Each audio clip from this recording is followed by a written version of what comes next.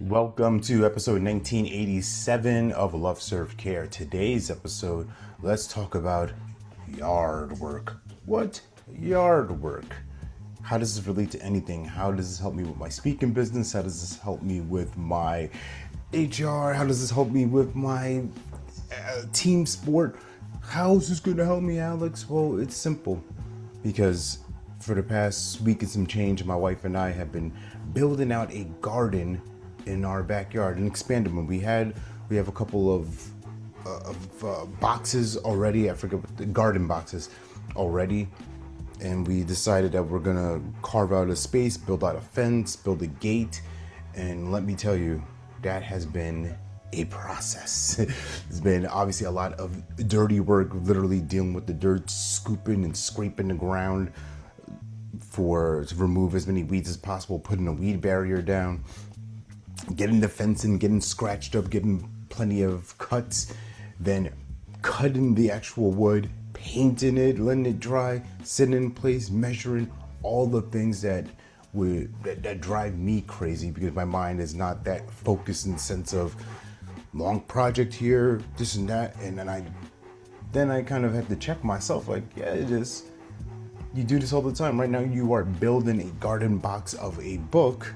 I told you about this yesterday with Deadly Deadlines, about how you have this dream in mind and then you have an objective, you have a target date. And that can feel scary for our goals because then that means we have to be accountable. That means we have to back up what we say we want to do with the actual action. And that's what I call the dirty work. That's the disconnect. That's the place where things get scary. It's not going to be comfortable.